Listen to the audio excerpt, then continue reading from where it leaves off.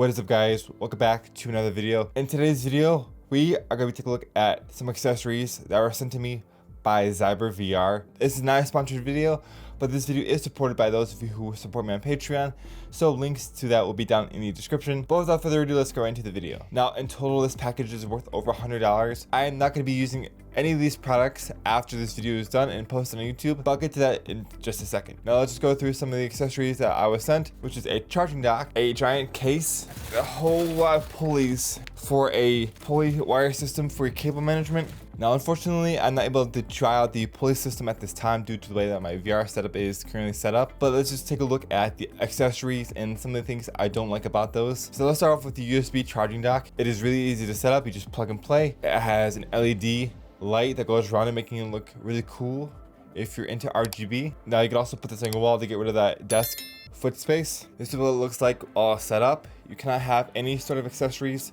that are bigger than this, and I did try the Kiwi design ones for the grips, and those will absolutely not work. They're way too big. If you use the Kiwi design controller grips, you are not going to be able to use this unless you take them off every single time you want to put your controllers into the charging station. As far as the head mount goes, you should be able to fit most elite style straps. I am not sure what the exact maximum width is, but I used the one from Bobo VR, the Bobo M1, and it does feel pretty cheap.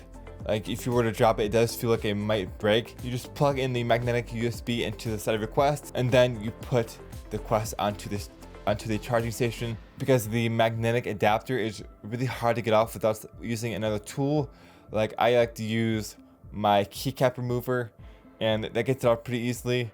But if you don't have anything on hand, unfortunately, it's gonna be really difficult to get this thing off. For that and the fact that it won't fit most Quest 2 controller grips, I won't recommend this product. Now, one more thing I want to mention too is that if you're planning on hooking this to the wall, you have this little adapter right here. You just slide it in. Let me put it in correctly, and then you would take your Quest 2 controller and hang it like this.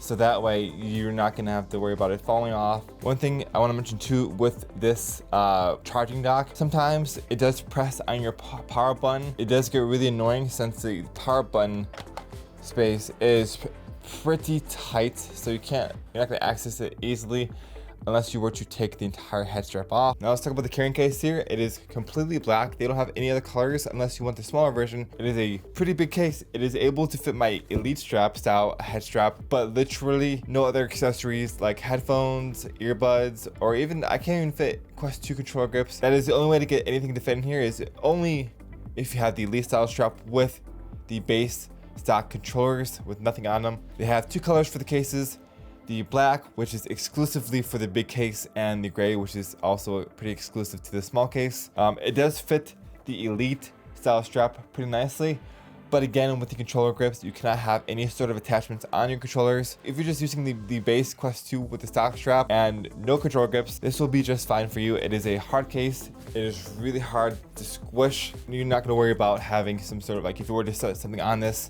you're not going to worry about you having your Quest 2 damaged. But for the fact that it doesn't fit your controller grips with the head strap, I'm not going to recommend this product. I am not the biggest fan of taking my accessories off my Quest 2 or with your controllers repeatedly every time I'm going to use something. For instance, if I were to use a case, every time I would go out, I would have to completely remove the controller grips and then reinstall them once I'm done using the case, which would get really annoying. Now, there isn't many issues with the charging dock besides the overall build quality with the charging station and the fact that every time you go to put in your headset, it turns on your Oculus. So the last thing we have to talk about is the visual interface. It is garbage. There is no reason why you should be spending almost, I think, what is it, $30, 25 bucks on this thing when you can get a VR cover or something from AMVR. Let me just show you a comparison really quick. You can definitely tell the difference between the stiffness. Just look at the difference. Like, this is much more flexible, and the reason why this is important is because it wraps around the face better, whereas this, it is just so stiff, and you can even feel it when you squish it down too. I just want to mention real quick that both interfaces come with accessories like a nose flap cover, so it blocks out the light from coming underneath. All right, that's gonna be it for the video. If you guys did like the video, you know what to do. Subscribe if you haven't already, and as always, for try check yourself. Peace.